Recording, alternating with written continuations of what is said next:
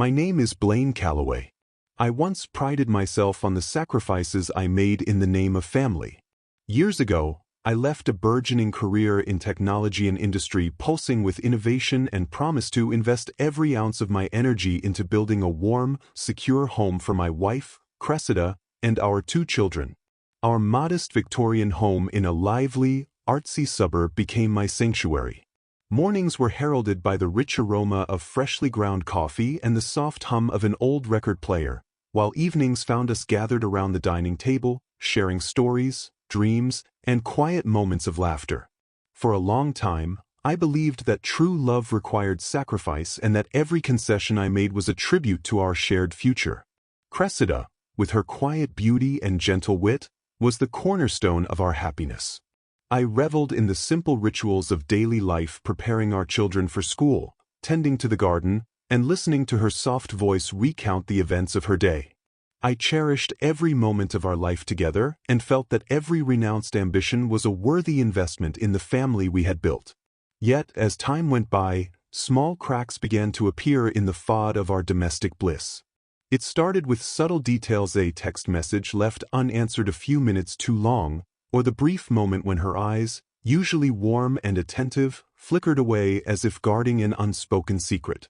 I tried to dismiss these signals as mere quirks of a busy, modern life. After all, Cressida was independent and maintained friendships and interests of her own. In the quiet hours of the night, however, I would find solace in my old leather journal, scribbling down these seemingly insignificant observations. I recorded the faint changes in the cadence of her laughter, the extra minutes she spent running errands, past her usual curfew, and the almost imperceptible guardedness that occasionally clouded her features. One brisk autumn evening, with golden light spilling through our living room windows and casting long shadows on the hardwood floor, Cressida announced that she was leaving for a business trip.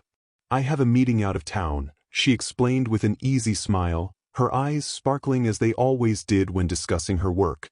I embraced her, grateful that our roles were clearly defined: my sacrifice for the family, her professional pursuits complementing our shared life. Yet, even as I watched her leave, a quiet voice deep within whispered that something felt amiss. I spent that night restless, the soft patter of rain on our roof echoing the disquiet in my heart.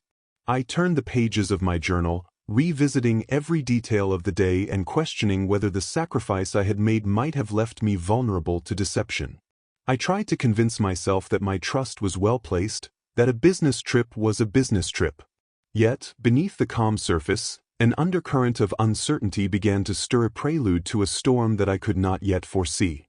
In the days following what Cressida had called her business trip, an unusual stillness began to settle over our home, a silence that seemed to seep into every corner, transforming even the most familiar spaces into relics of a past that now felt increasingly distant. The warm, easy laughter that once resonated around our dinner table was replaced by a muted hush, as if each word now carried the weight of secrets too painful to share.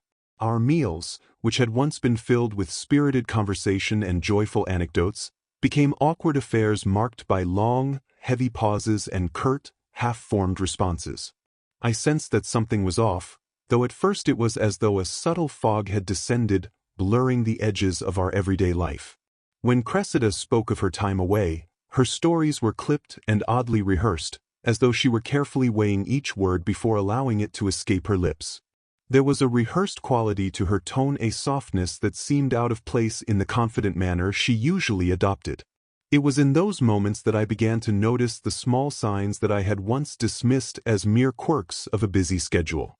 The way her eyes would involuntarily dart toward her phone when she casually mentioned meeting a colleague, the fleeting hesitation that marred her voice whenever she referred to her travel schedule, and the subtle shift in her expression, a tightness around her eyes, a slight frown that quickly vanished when I looked too closely. All of these details began to pile up in my mind like pieces of a puzzle I could no longer ignore.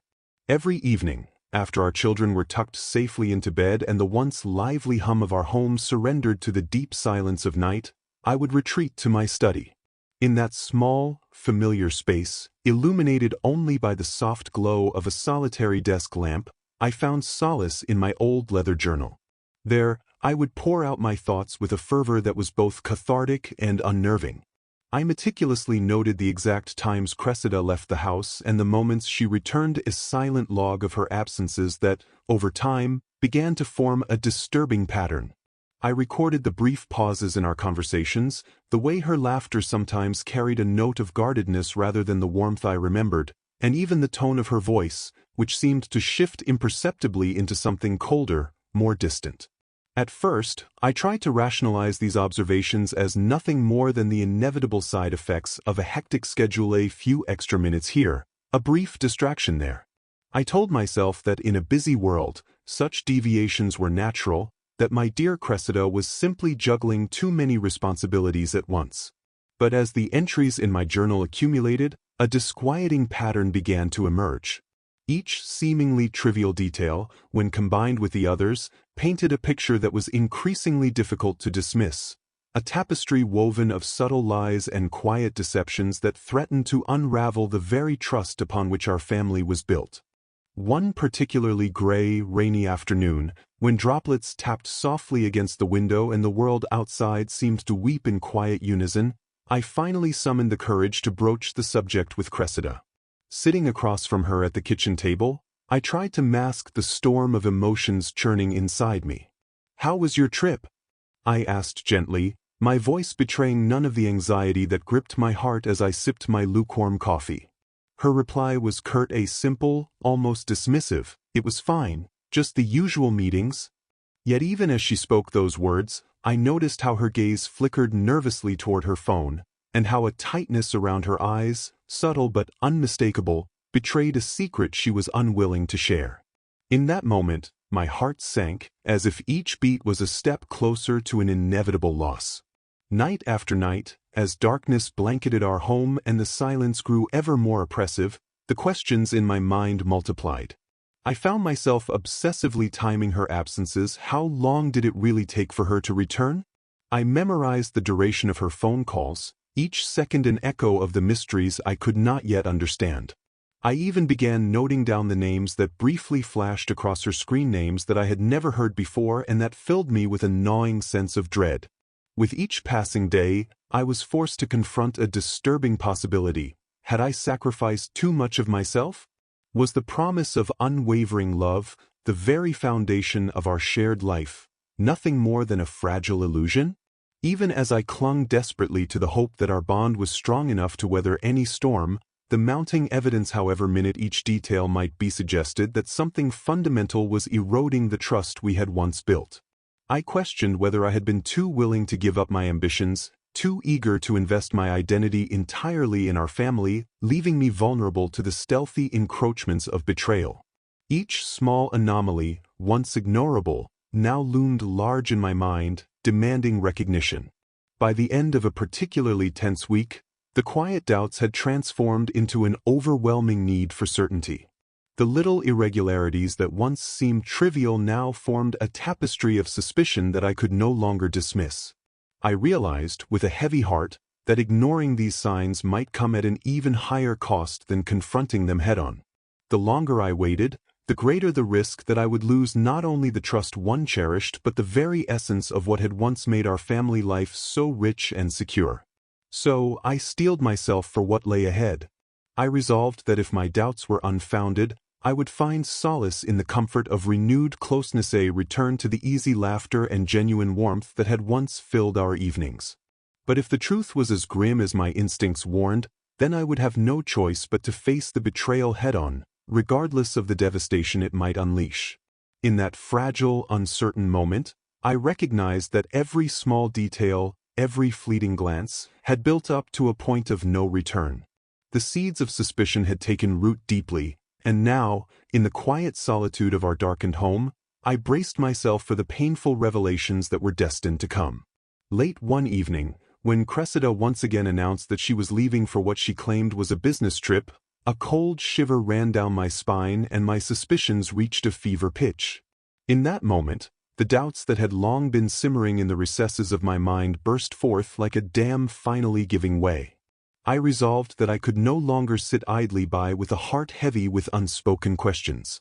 Under the dim, shifting veil of twilight, I quietly slipped out of our home, every step charged with trembling determination and the desperate need to uncover the truth. As I set out into the cool night, my thoughts whirled like a tempest. The familiar city streets, usually bathed in the comforting glow of street lamps and the predictable rhythm of everyday life, now seemed transformed. Neon reflections shimmered on rain-drenched pavement, each flickering burst of light playing tricks on my eyes.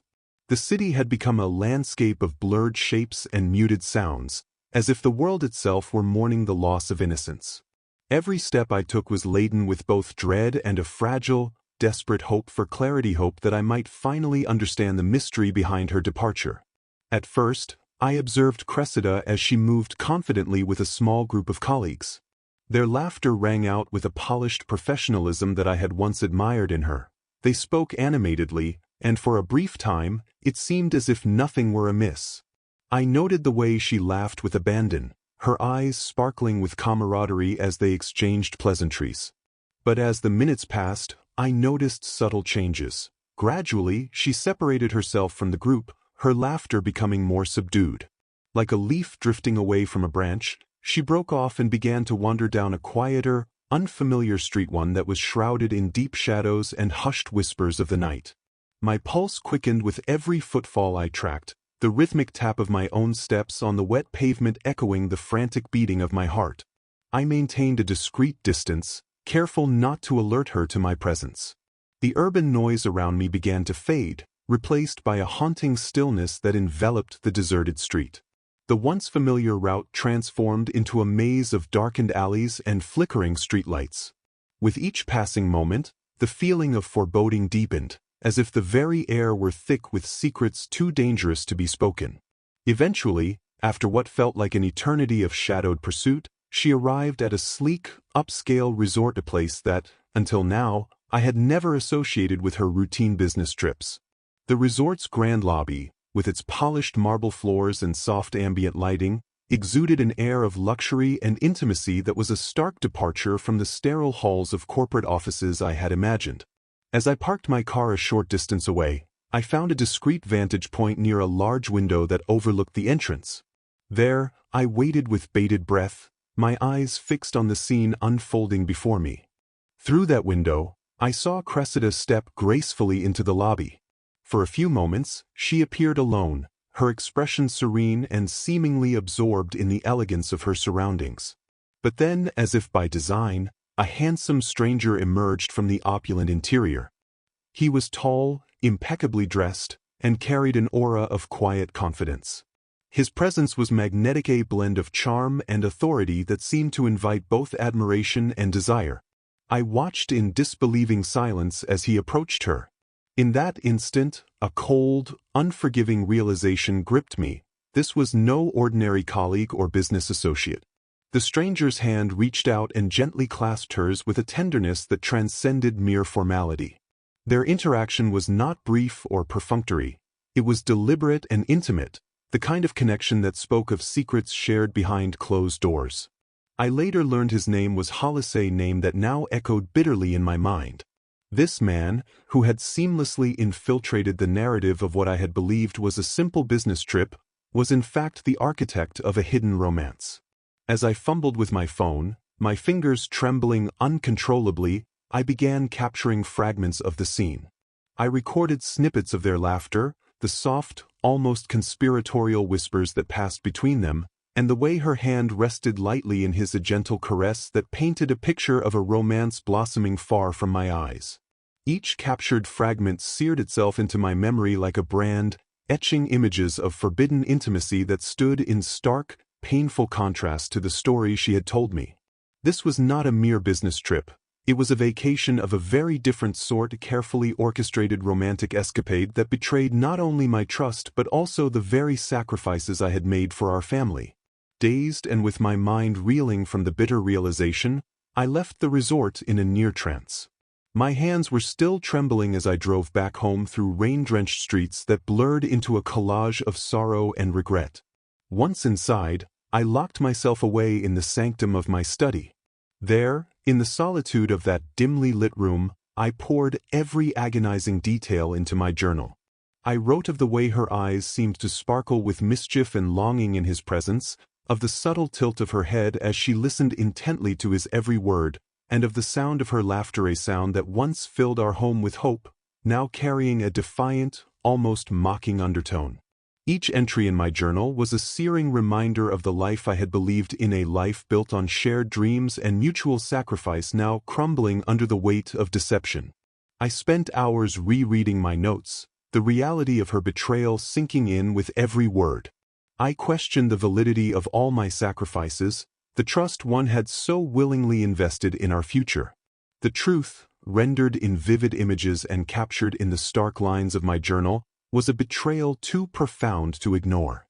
I vowed, with a heart heavy with sorrow and rage, that I would not allow this deception to remain hidden.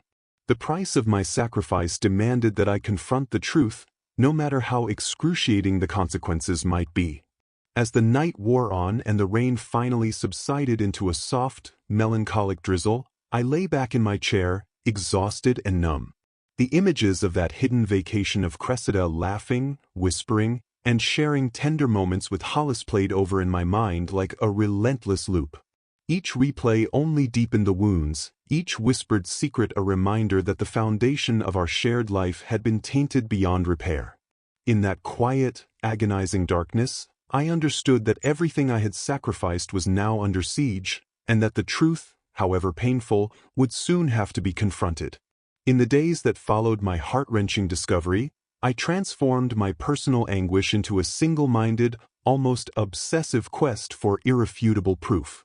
Every minor detail, every anomalous behavior, no matter how fleeting, became a vital piece of the puzzle that would ultimately expose Cressida's betrayal.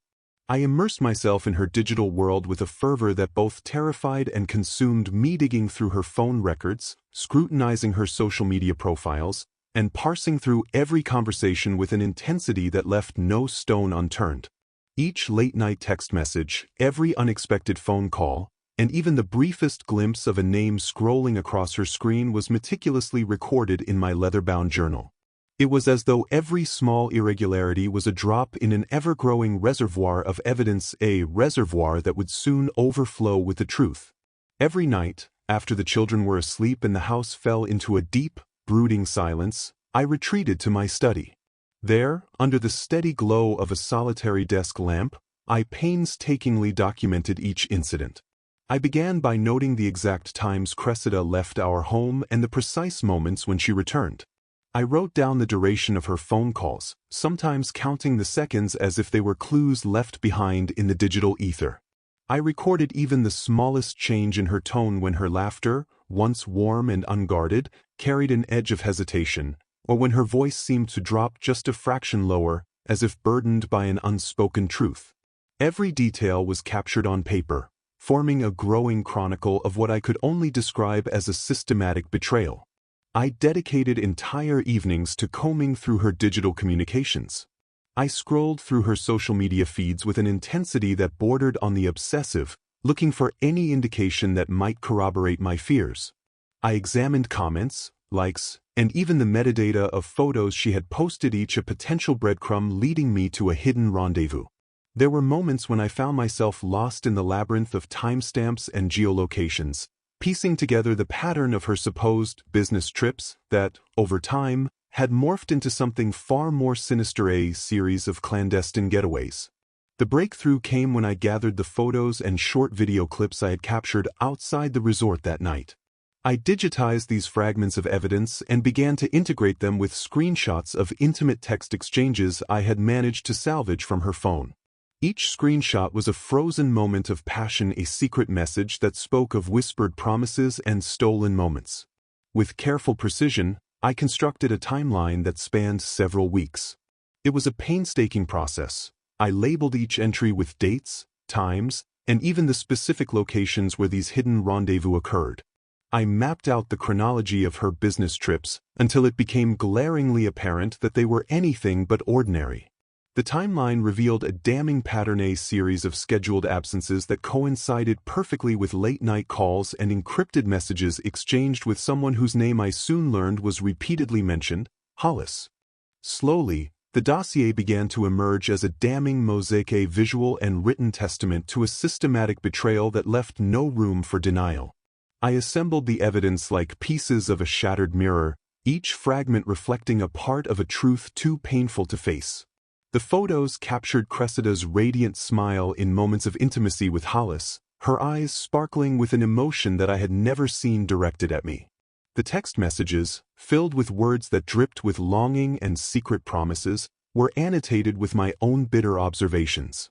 Every entry in the dossier was a meticulous record of every lie, every furtive meeting, every stolen moment of intimacy that had defiled the foundation of our shared future. Yet, even as the physical evidence mounted, a relentless internal conflict began to stir within me. In the quiet, lonely hours of the night, I would sit before the compiled files, those digital records, printed screenshots, and handwritten notes, and wonder if my relentless pursuit of proof was slowly eroding the compassionate man I once was. I asked myself if the man who believed in forgiveness, who had once held dear the sanctity of our family, was slipping away as I delved deeper into this vortex of betrayal. The more I examined each detail, the more I was forced to confront not only the enormity of Cressida's deceit but also the possibility that I might lose a part of myself in the process. Every time I felt the pull of that quiet, lingering compassion, I would recall the tender, clandestine moments I had witnessed between Cressida and her mysterious companion, the subtle squeeze of her hand, the soft laughter that seemed to carry a secret, the way her eyes would light up in his presence. Those memories, painful as they were, hardened my resolve. The cost of betrayal, I realized, was too high to allow any semblance of softness to remain. I could no longer afford the luxury of forgiveness when the price had been repaid in deceit. By the end of an agonizing week, my dossier was complete, a comprehensive, unassailable chronicle of every lie, every furtive meeting, every stolen moment of intimacy that had defiled the very foundation of our future together. As I reviewed the final pages of my journal, my hands trembling and my heart heavy with the weight of each recorded moment, I knew that soon the time would come to confront Cressida with this unassailable truth. When that moment arrived, nothing would be able to hide the betrayal that had been so carefully and methodically documented. The dossier was not merely evidence. It was the embodiment of every broken promise, every sacrifice repaid in deceit, a mirror reflecting the truth that I could no longer deny. With a heavy heart and a resolve tempered in sorrow and steeled by the bitter taste of betrayal, I closed my journal. I took a deep breath, knowing that the confrontation looming on the horizon was inevitable. The dossier sat on my desk like an ominous declaration of war's silent promise that the hidden truths would soon be exposed, and that the price of my sacrifice would demand its due. I could feel the transformation within me as I compiled each piece of evidence. Every day, I watched myself growing more meticulous, more determined, a man driven by the need to reclaim not just a shattered trust, but the very dignity that had been sacrificed on the altar of our shared dreams. I had become a keeper of secrets and a recorder of betrayals, a chronicler of every painful detail that marked the slow, inevitable erosion of the life I once believed in. In that moment of finality, as I laid down my pen and surveyed the damning mosaic before me, I understood that I had reached a point of no return. The dossier was complete.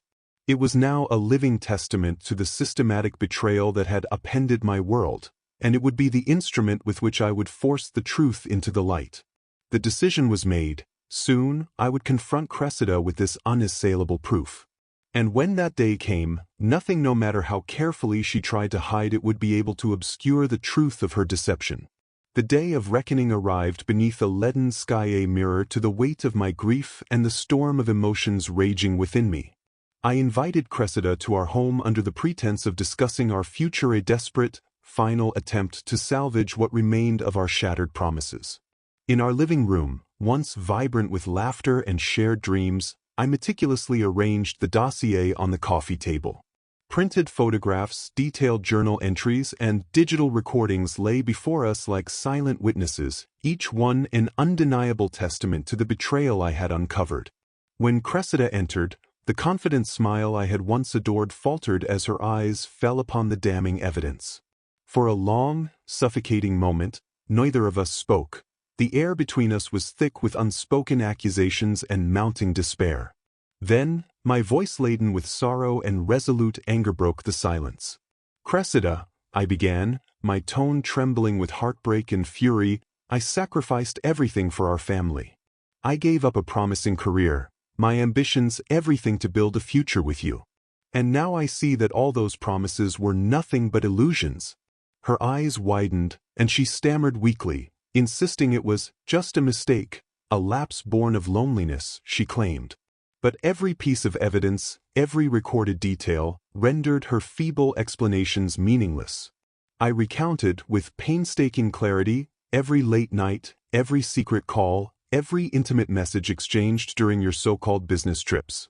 Each word fell like a hammer blow onto the fragile foundation of trust we had so dearly built. As her defenses crumbled into quiet sobs, I warned her that the truth was now irrevocably exposed and that the price of my sacrifice demanded consequences far beyond mere apologies. With my heart aching and my spirit hardened by months of silent suffering, I left her alone in our home, a home that now echoed with the silence of shattered dreams and broken promises. Stepping out into the chill afternoon, I vowed that Cressida and by extension, the person who had stolen our future would soon have to face the full consequences of their actions. My sacrifice was too profound to be repaid with deception, and I knew that the next chapter of this painful journey would demand retribution, a reckoning that would force every broken promise into the unforgiving light of truth. In the bitter days that followed our confrontation, my anguish coalesced into a steely resolve for vengeance. I immersed myself in advanced self-defense classes, pushing my body through grueling workouts at the gym until every drop of sweat and every bruise earned became a testament to the determination now driving me. With each session, I felt myself transforming, each pain a reminder of the betrayal, each disciplined movement a step toward reclaiming my shattered honor. Simultaneously, I delved deeper into the world of the one who had betrayed us, an enigmatic figure whose polished charm had concealed his true nature. I discovered that beneath his suave exterior lay vulnerabilities, reckless business decisions, moments of personal carelessness, and cracks in the facade of invincibility he so carefully maintained. I discreetly gathered information from acquaintances and scoured his social media, constructing a profile that revealed the human flaws hidden behind his impeccable mask. Every detail I uncovered became another weapon in my growing arsenal of vengeance. Late at night, in the solitude of our now quiet home, I poured my conflicted emotions into my journal. I wrestled with the fear that my relentless pursuit of retribution might consume me, that I might become unrecognizable, a man transformed by cruelty, incapable of forgiveness. Yet, every recollection of the tender, forbidden intimacy I had witnessed stoked the fire of my resolve. I devised a plan with the cold precision of a man who had nothing left to lose. I chose a chic restaurant, a venue where my betrayer frequently hosted business dinners and where Cressida had once felt confident and glamorous, as the stage for the next act of this unfolding tragedy. Every detail was mapped out: the time of the meeting, the layout of the dining room, the precise sequence of actions that would force a public confrontation. I vowed that the retribution I sought would restore my honor and serve as a stark warning. The price of betrayal is steep and irrevocable. The seeds of vengeance, planted deep within the shattered remnants of my heart, grew stronger with every painful memory. Though I sometimes questioned whether this path would ultimately destroy me, the image of Cressida laughing with that other man, the intimate glances, the tender touches overrode any lingering doubt. I pledged that no matter the cost, I would force a reckoning that left both of them scarred by the truth. Under a sky heavy with dark clouds and a relentless drizzle that blurred the neon glow of the city into shifting pools of color, the night of reckoning finally arrived. It was as if the very atmosphere mourned the impending collision of our broken lives. Cressida had announced yet another evening out routine she once described as a necessary business trip, but I now knew it was a thinly veiled excuse. I knew that tonight, she would inevitably find herself at the upscale restaurant where Hollis, the man who had so seductively intertwined his fate with hers, conducted his business with a quiet arrogance. I parked my car in a narrow, shadowed alley, the slick pavement reflecting the fractured lights above like shards of a shattered dream. I sat there in silence for what felt like an eternity, my heart pounding in tandem with the steady, relentless rhythm of the rain. Every droplet that hit the roof seemed to echo the pounding of my grief, and the cold wind carried whispers of betrayal. I steeled myself as I prepared to step from the relative safety of my car and confront the arena where our fates would be irrevocably sealed. From the tinted windows of my vehicle, I watched as Cressida emerged into the rain-soaked night.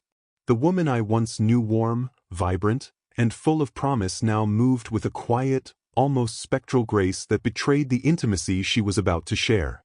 The rain washed over her features, lending her an ethereal quality, yet behind her calm exterior, I sensed a hidden secret that burned like a scar upon her soul.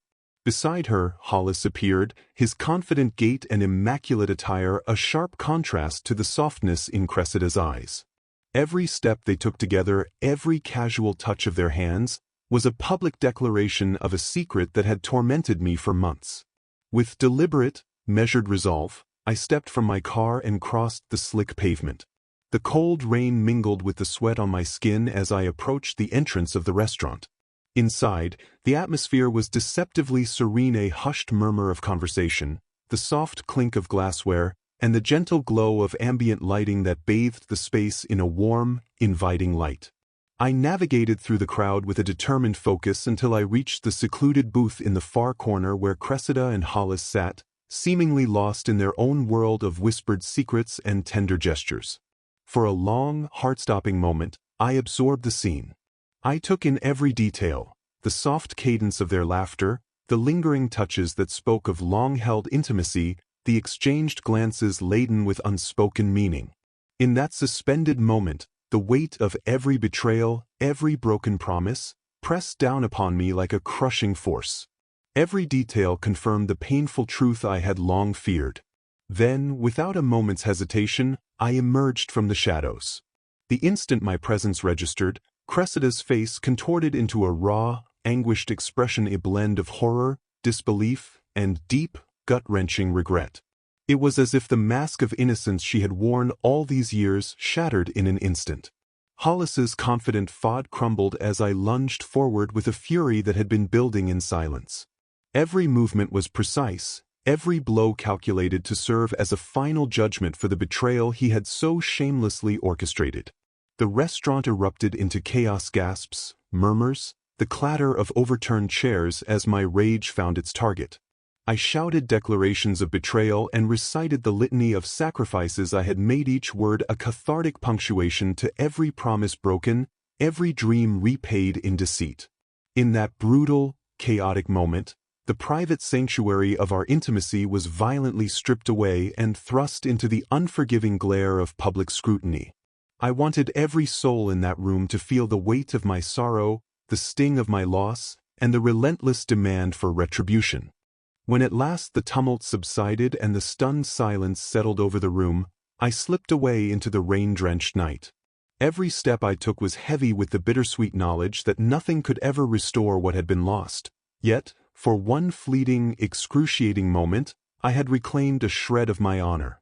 The neon lights blurred around me as the rain washed away the echoes of that violent confrontation, leaving me alone with the unyielding truth of my shattered heart. In the days that followed the night of reckoning, the world seemed to slow into a mournful cadence. I returned to our once vibrant home, a place that now felt haunted by the echoes of shattered intimacy and irrevocable choices.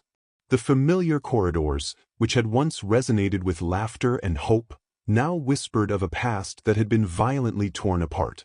Although the physical wounds inflicted during that brutal night would gradually fade, the deep emotional scars, the searing pain of betrayal, and the crushing weight of sacrifice etched themselves indelibly into my soul. They were a constant reminder of the night when everything changed, a spectral ledger of every shattered dream. News of the confrontation spread like a quiet epidemic throughout our community. In hushed tones behind closed doors and furtive glances exchanged in passing, neighbors spoke of a man both pitied and feared whose desperate quest for retribution had forced private sins into the harsh, unyielding light of public scrutiny. The official inquiries were a blur of bureaucratic formality, a distant murmur compared to the storm of guilt and remorse that now raged within me. Yet the true burden of my actions lay with me alone, the ceaseless, unanswerable question of whether any act of vengeance could ever restore what had been irrevocably broken. In the wake of that fateful night, Cressida vanished from our home as if swallowed by the darkness she had once concealed. Her absence left behind a void, a chasm filled with unanswered questions, bitter regret, and the echoing silence of promises unkept. Hollis, too, receded into obscurity, a mere shadow diminished by the heavy consequences of his choices. And I was left alone with the weight of my actions, a man irreversibly altered by betrayal and the inexorable path of retribution I had chosen. In the solitary quiet of my study, a room that had once been a refuge for my thoughts and dreams, I began a new journal. This time, every page was a raw, unfiltered account of my journey from sacrifice to betrayal, and from that betrayal to a costly, unyielding vengeance. I wrote of the bitter irony that in giving up my career and ambitions to build a family, I had envisioned a future founded on unwavering trust and shared dreams. Instead, I discovered that the very foundation of that future had been shattered by secrets, lies, and forbidden intimacy. Every word I penned was a struggle, a battle between the fragile hope for redemption and the stark, unyielding reality that some wounds never fully heal. I described the night in excruciating detail, the sound of shattered glass, the cries of disbelief, and the heavy silence that followed, each detail etching itself into my memory like an indelible scar. As dawn broke on a misty morning, the light of a new day barely pierced the thick fog of sorrow that shrouded my heart. I stood at a crossroads, scarred in both body and soul, contemplating a future that now seemed as uncertain as the shifting mist outside my window. Yet, amid the overwhelming grief and lingering regret, I resolved that my story would not be lost to time. I would forge my pain into a cautionary chronicle, a testament to the fragile nature of trust and the steep, irreversible price of betrayal. Perhaps, in time, these scars might guide me toward a path of reluctant healing, a slow, arduous journey toward a peace that now felt almost unattainable. Now, as I step forward into an uncertain future, I carry with me both the legacy of my sacrifice and the heavy burden of my retribution. I have become both the avenger and the wounded, a man forever marked by broken promises and the forbidden intimacy that stole away my dreams. In the quiet moments before each new day, as the darkness of night gives way to the tentative glow of dawn, I allow myself a fragile hope that one day, redemption might emerge from these ruins. Until that uncertain dawn arrives, I remain a living testament to one bitter truth: the price of betrayal is steep, and the pursuit of vengeance, even if it offers fleeting relief, leaves behind a legacy of sorrow, irrevocable change, and a heart that may never fully mend. And that's the end of today's story. If you enjoyed this journey, please give this video a thumbs up and don't forget to subscribe to the channel for more incredible stories like this one. Got thoughts or experiences you'd like to share? Drop them in the comments. I'd love to hear from you. Thanks for watching, and I'll see you in the next one. Take care.